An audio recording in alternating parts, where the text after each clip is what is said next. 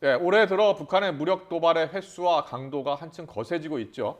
최근 북한 풍계리 핵실험장에서는 3번 갱도가 복구된 데 이어서 4번 갱도 또한 수상하는 움직임이 나타나고 있습니다. 전문가들은 7차에 이은 추가 핵실험 가능성을 언급하고 있는데요. 북한의 핵도발 가능성과 국제사회의 움직임, 그리고 한미 간 공조는 어떻게 진행되고 있는지 살펴보겠습니다. 조한범 통일연구원 선임연구위원 나오셨습니다. 어서 오십시오. 어서 오십시오. 예, 안녕하세요. 안녕하세요. 한미 정상회담 때부터 북한이 7차 핵실험할 가능성이 높다 이렇게 관측이 됐는데 일단 계속 핵실험을 하지 않고 있고 3번 갱도뿐 아니라 4번 갱도도 복구하는 움직임이 나타나고 있다고 합니다. 어떤 상황으로 이해하고 계십니까? 일단 이제 풍계리에는 4개의 갱도가 있고요. 네. 근데 이제 갱도 하나에 한 번 핵실험을 하는 건 아니고요. 예. 주 갱도, 메인 갱도가 있고 구멍을 뚫어서 여러 번 이걸 가지 갱도라고 그러거든요. 아, 네. 그렇군요. 그러니까 예. 이제 1번 갱도, 동쪽 갱도는 핵실험을 처음에 1차를 했는데 네. 기술이 없어가지고 방사능이 노출이 돼서 바로 차단해 버렸어요. 아. 그러니까 1번 갱도 즉시 폐쇄했죠. 네. 6번 했는데 지금 북쪽 갱도, 소위 북쪽 갱도에서 2차에서 6차까지 5번을 했거든요. 2번 갱도라고 하죠, 그렇죠. 저희가. 네. 예. 그렇죠. 이거를 이제 북한이 2018년에 4월에 이 갱도 입구를 폭발했는데 네. 1번은 이미 폐쇄가 됐기 때문에 필요가 없었고요. 2, 3, 4번을 입구를 폭발했는데 예. 2번은 안에서 5번을 핵실험했기 때문에 그 폭파의 그 여진으로 방사능이 노출이 됐을 거예요. 잠깐만요. 네. 저 예. 그래픽을 저희가 보여드리고 있는데요. 1차 핵실험 일어났던 곳, 그 예. 1번 갱도고요. 지금 저희가 2차부터 6차까지 적어놓긴 했습니다만 실제로 갱도는 하나였죠. 예, 2차 하나입니다. 갱도. 2차 갱도로 들어가서 저렇게 핵실험을 5차례 더 했다는 가지를 거죠. 그렇죠. 네. 근데 이제 그 저기도 입구를 폭파했는데 저긴 네. 복구가 불가능합니다. 왜냐하면 이미 예. 5번 핵실험을 했기 때문에 네. 그 폭파 여파로 인해서 방사능이 노출됐을 거거든요.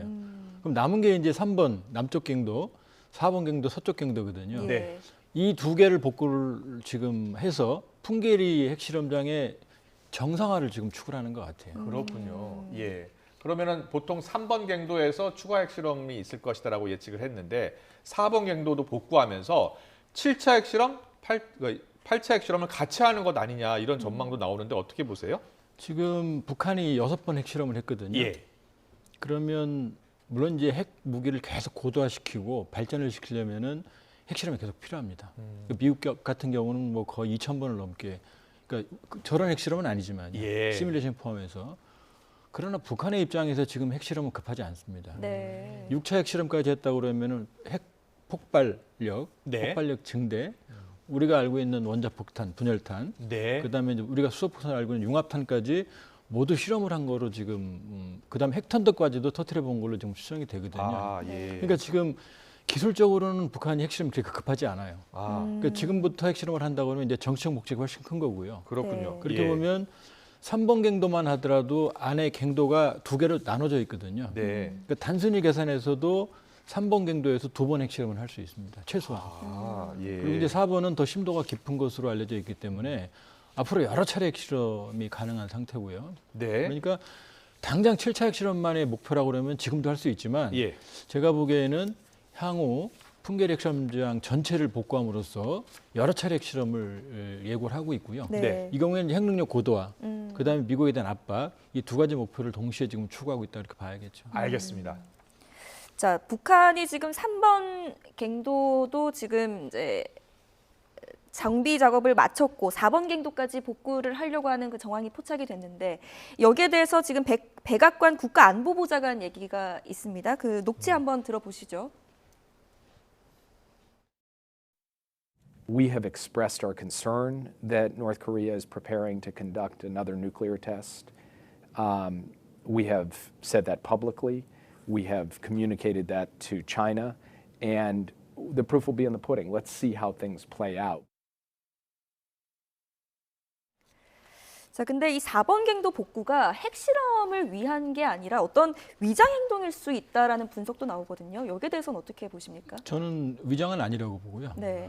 왜냐하면은 지금 북한이 2017년에 11월, 9월에 이제 6차 핵실험을 했고 예. 11월에 화성 시범을 쏜 다음에 국가핵무력 완성을 선언하고 2018년에 대화로 나왔거든요. 예. 네네. 그러니까 그리고 2018년 대화로 나올 때 4월 달에 이제 핵실험 ICBM을 중단하고 풍계리 폭파한다고 본인들이 말했어요. 네. 예, 예. 그리고 이제 소위 한반도 평화 프로세스라고 하는 남북 정상회담, 북미 정상회담의 릴레이를 열렸죠. 네. 근데 이제 2019년 2월에 하노이가 결렬되면서 대치 국면을 이어왔고 올해 이제 드디어 그 모라토리움을 깼거든요. 해상심 실험을 발사하면서. 예. 그러니까 남은 건 이제 핵실험이거든요. 그렇게 보면 7차 핵실험의 목표가 아니고요. 네. 다시 말했지만은 핵능력 고도화를 다시 본격화함으로써 두 가지 목표.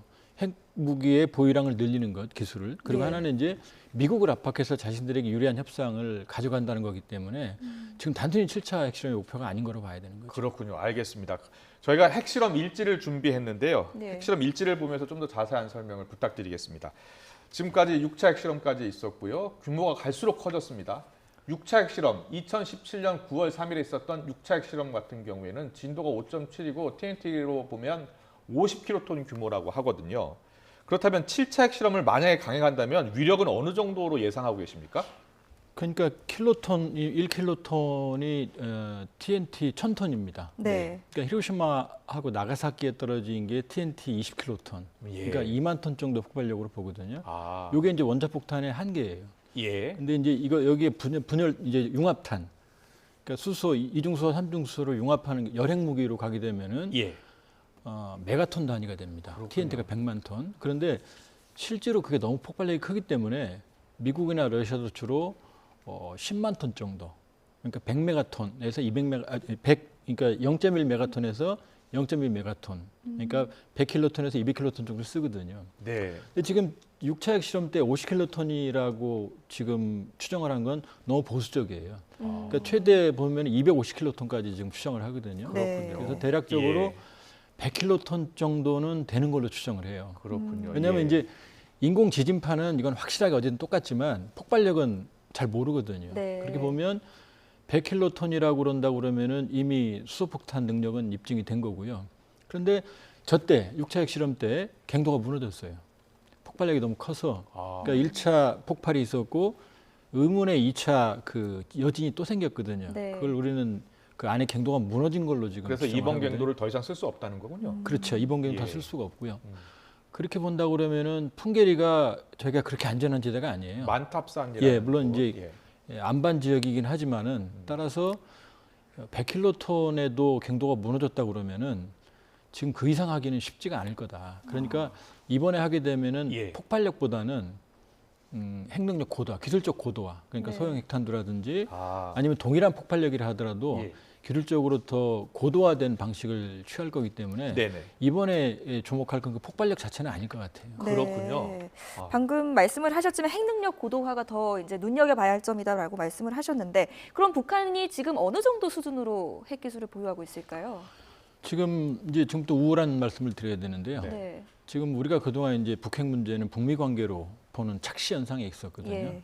근데 지금까지 북한이 발사했던 ICBM 기술로 봤을 때 예. 미국까지 본토 도달 능력은 없어요.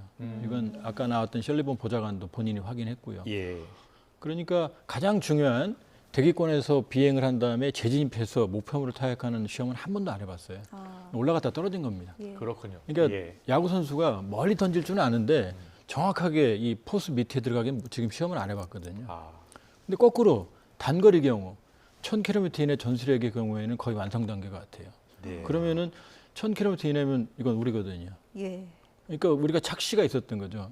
북미 관계로만 봤는데 사실은 북한을 방향을 바꿔서 지금 대남용 전술핵 무기 쪽으로 목표를 바꿨고요. 그렇게 그쪽은- 보아야 되는군요. 예, 그쪽 이미 본인들이 얘기했어요. 아, 전술핵 개발하겠다고. 그다음에 대남 선제 핵전쟁이 아닌 상태 쓸 수 있다고 아주 공격적인 핵교리를 공표했거든요. 예. 그러니까 기술적으로 봤을 때 장거리 타격 능력보다는 단거리 타격 능력에 최근에 집중을 했고 그쪽 부분에는 이미 사실상 거의 완성 단계로 봐야 됩니다. 소형 핵무기 그리고 단거리 미사일 개발 최근에 초음속 미사일 극초음속 개발한 미사일. 상황이잖아요. 그렇게 될 경우에 결국은 우리가 위협을 받는 거 아닙니까? 지금 가장 위협 대상은 우리입니다. 예.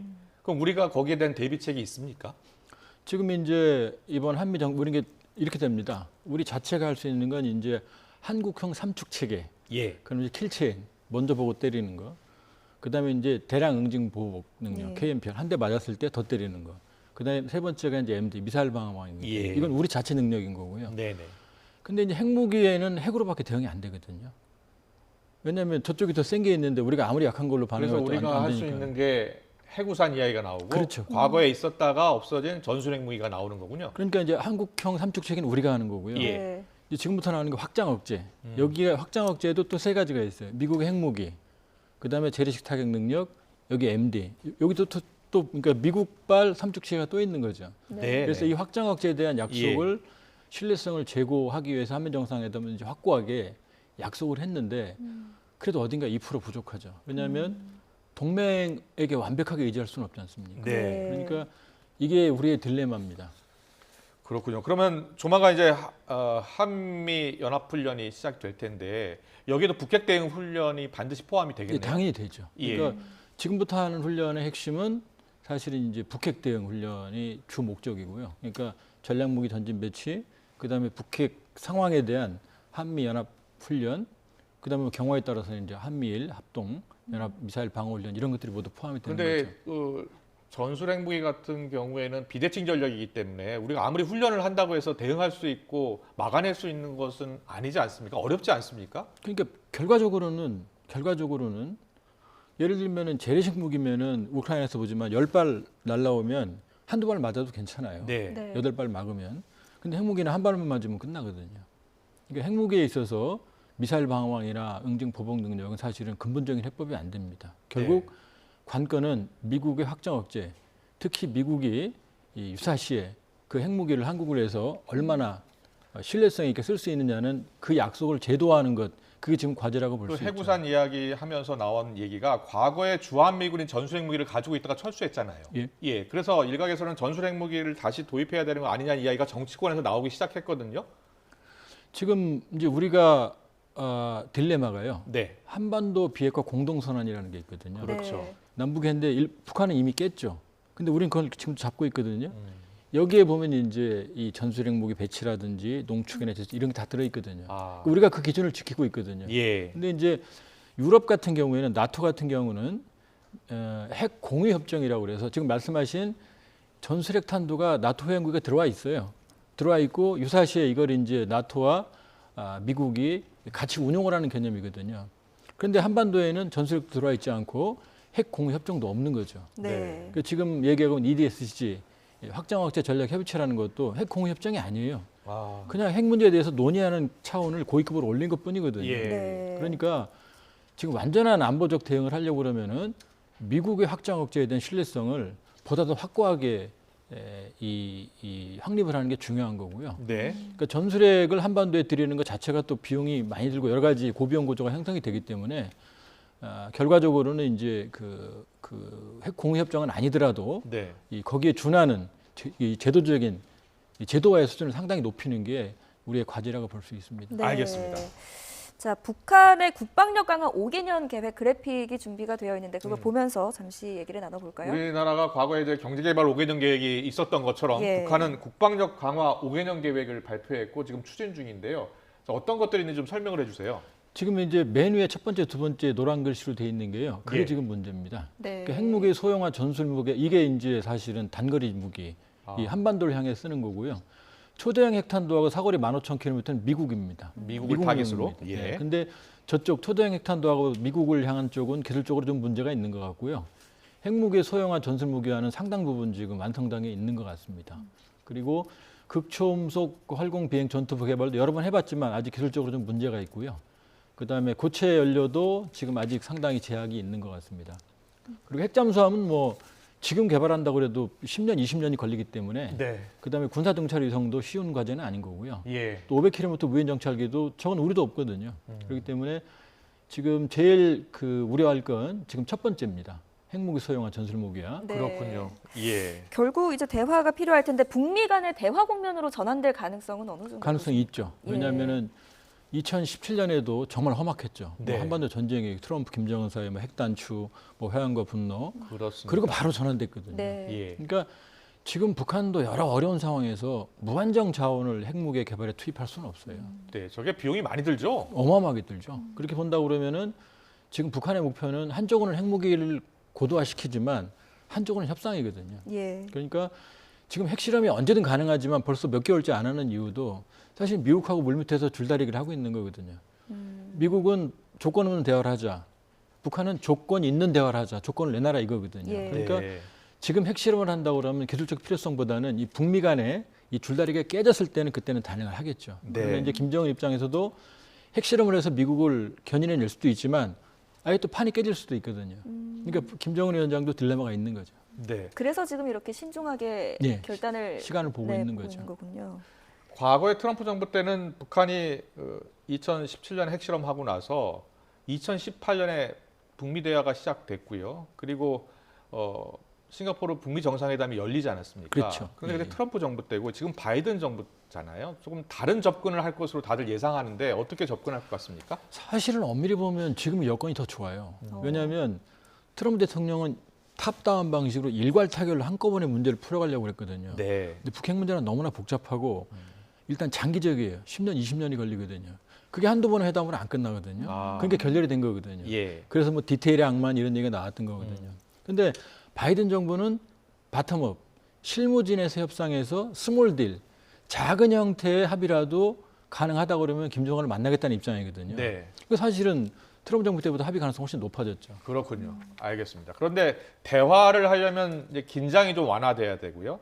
과거 보면 북미 대화 국면, 남북 대화 국면 때는 한미 연합훈련을 축소 운영했잖아요. 근데 다시 지금 한미 연합훈련을 강화하려는 움직임이 나타나고 있잖아요. 일단 당장 8월에는 한미를 같이 또 훈련한다면서요. 지금은 강대강입니다. 예. 왜냐하면 북한이 그동안 이제 트럼프 정부 때 협상에서 깨졌기 때문에 다시 원상복귀한 거거든요. 네. 아. 그런데 여기에 대해서 지금 한미가 윤석열 정부도 강대강을 예고한 정부고 바이든 정부도 양보는 없다는 거거든요. 네. 지금은 강대강이기 때문에 당분간 이렇게 갈 거예요. 아. 그런데 양쪽 다 부담이 있죠. 예. 만일에 북한은 계속해서 여기에 어려운 형편에 여력이 없고 또 한미가 강경한 대응을 예고하지만 북한이 7차 핵실험을 해버리면 그렇다고 그 다음에 해법이 있는 게 아니거든요. 예. 미국과 이 중국과 러시아가 안보에서 도움도 주지도 않고 있고 예. 또 핵실험을 한다고 해서 그건 하고 난 다음은 사후 약방문이거든요. 예. 그러니까 양측 다 강대강 대치 국면을 이어가고 있지만 네. 대화의 필요성도 가지고 있는 거죠. 네. 알겠습니다. 자, 북한이 이제 핵실험을 강행할 경우에는 한미 양국이 또 신속하고 단호한 대응에 직면할 것이라고 밝혔는데 한미가 어떤 대응을 할 것이라고 보십니까? 일단 이제 전략 무기의 한반도 전개죠. 비연비. 아. 비연비는 이제 핵탄두는 없지만 네. 예. 최대 폭장량을 자랑합니다. 거의 60톤 정도를 실거든요. 60톤이요? 예, 어마어마하죠. 아. 그 다음에 이제 그 B-52H 이거는 예. 이제 그 핵미사일이 실을 수 있습니다. 네. 그 다음에 핵 잠수함 이건 눈에 안 보이지만 북한은 예. 알죠. 그 다음에 항공모함 핵 추진 항공모함 전단. 그 다음에 이제 한미 연합훈련. 네. 그 다음에 이제 여기에 따른 우리가 이제 킬체인이라든지 아까 말한 한국형 삼축체계 미사일 한미 공동 미사일 발사라든지 이런 연합 그 공중 훈련이라든지 하는 다양한 그 선택지들의 훈련으로 대응을 하게 되겠죠. 그런데 전략 자산을 전진 배치한다고 해서 핵실험을 막을 수 있는 것은 아니잖아요. 억지 지금 전략이 되고 있지 않잖아요. 그러니까 좀 말씀드렸지만 북한이 맘먹으면 지난번에도 북한이 이제 화성 17형 발사할 때도 쏘지 말라고 먼저 사전에 예고했어요. 네. 그랬죠. 엘리펀트 워크. 근데 쐈거든요. 예. 그러니까 경고는 하지만 지금 말씀드린 어떤 대응들이 경고도 되고 향후 대응도 되지만 그게 북한의 핵 능력 고도화를 본질적으로 막을 수 있는 방법은 아니거든요. 근데 결과적으로는 다시 협상장으로 끌어내서 비핵화의 스텝으로 들어가는 게 방법인데 여기에 대해서 바이든 정부가 사실 1년 반 동안 그냥 조건 대화만 제기했지 북한을 협상장으로 끌어낼 수 있는 그런 매력적인 어떤 인센티브나 아니면 조건은 제시 안 했고요. 거꾸로 그렇다고 북한이 아주 고통스러울 정도의 또 압박을 가한 것도 아니거든요. 예. 자, 북한에 대해서 핵실험하면 고통스러운 압박. 뭐 유엔 안보리 제재가 계속 좀 강화되고 있습니다만 중국과 러시아가 북한을 도와주기 때문에 북한은 계속해서 뭐 무기를 개발하고 핵실험을 준비하고 있잖아요. 그럼 안보리 제재가 큰 효과가 없다는 거 아니겠습니까? 우리가 이제 제재 만능론에서 벗어나야 되는 게요. 예. 지금까지 전 세계에서 독재자들이 불량 국가가 제재로 굴복한 사례가 없어요. 후세인 이라크 대통령 같은 경우도 마지막에 그 이라크 돈이 거의 뭐 휴지처럼 됐거든요. 예. 뭐 거의 뭐 한 그 트럭 분을 가져가야 밀가루 한 푸대 살 정도였지만 그래도 후세인 항복 안 했거든요. 그리고 또 하나는 지금 제재는 북한에 대한 제재는 사실상 최강입니다. 네. 더 제재할 게 별로 없고요. 또 하나는 중국과 러시아가 또 안보리에서 도움을 안 주거든요. 예. 그러니까 제재는 사실은 유지는 해야 되지만 이걸로 문제가 풀리진 않아요. 그러니까 제재 만능론에 빠진다고 그러면은 끝없는 악순환을 고리고 가게 될 겁니다. 네. 그렇다면 미국은 지금 개별 제재 가능성도 내놓고 있는 상황인데 이것도 별로 효과가 없을까요? 안보리 제재도 의미가 없거든요. 네. 지금 북한의 유류 지금 정제유 400만 배럴 이제 북한이 핵실험을 하면 자동적으로 논의하게 돼 있지만 사실 400만 배를 더 줄이게 되면은 대규모의 인도적 위기가 발생합니다. 네. 그대로 지켜진다 하더라도. 그러니까 그 상황에서 미국의 독자 제재는 더 의미가 없죠. 예. 그럼 전문가 입장에서요, 어떻게 이 북핵 문제를 해결해야 되겠습니까? 북한 입장에서는 최근 우크라이나 사태를 보면서 절대 핵을 포기하지 않아야겠다 생각을 할 것 같거든요. 근데 북한은 이미 핵무기를 갖고 있는 것으로 지금 전해지고 있고 50기에서 100기 정도 예상을 하고 추정을 하고 있잖아요. 어떻게 이걸 풀어야 되는 게 맞습니까? 조금 말을 돌려서요. 어린 나이가 말을 안 들어요. 네. 속색이에요. 그럼 이제 제일 속 시원한 게 두드려 패면 되거든요. 예. 두드려 팬다고 문제 해결 안 되거든요. 예. 상황이 더 나빠지거든요. 그렇다고 애 버릇없는데 끝없이 버릇 들어줄 수도 없거든요. 지금 이 상황에 있는 거거든요. 네. 그러니까 지금은 북핵 문제는 단기간에 안 됩니다. 일단 시간이 적어도 10에서 20년이 걸리고요. 북한의 입장에서는 취약한 내구력으로 핵무기밖에 지금 믿을 게 없거든요. 한 번에 네. 다 내놓을 수는 없죠. 예. 그러니까 장기적인 로드맵을 작성을 하되 초기에 신뢰성이 있는 합의를 하고 이제 단계적으로 핵 능력을 축소하는 방법밖에 없어요. 예. 불행하게 지금 그런 상황이 왔거든요. 네. 그래서 지금은 북한 비핵화 입구를 마련하는 데 주력해야지 완전한 비핵화를 단기간에 추구한다고 하는 건 물리적으로 그다음에 정치적으로 다 어려운 과제입니다. 네, 알겠습니다. 마지막으로요. 북핵 위기가 커지면서 이 한일 간 군사정보보호협정 지소미아가 지금 다시 화두로 부상하고 있는데 우리 정부가 이제 한일 지소미아의 신중론을 펴는 이유는 어디에 있다고 보세요? 지금 한일 관계 풀어야 되죠. 뭐 여러 면에서 정치, 경제, 사회, 문화. 근데 지소미아 문제를 풀려고 지금 한일 간에 지금 미국은 한일 군사협력을 더 강화하게 요구하고 있는데 한일 당면 현안은 해결이 안 됐거든요. 예. 그럼 일본이 성의 있는 자세를 보여줘야 되는데 우크라이나 사태로 일본이 보수 우경화하고 있어요. 그렇군요. 그럼 과거사 문제에 대해서 강경한 입장이거든요. 네. 이 상황에서 한국이 모든 걸 다 양보가 들어갈 수는 없거든요. 그러니까 네. 한국은 적극적 자세를 보이지만 일본이 지금 태도 변화가 없기 때문에 우리도 속도 조절이 필요한 거죠. 그렇군요. 네. 알겠습니다. 북한의 핵실험 임박 그리고 앞으로 과제까지 자세히 짚어봤습니다. 조한범 통일연구원 선임연구위원과 함께했습니다. 잘 들었습니다.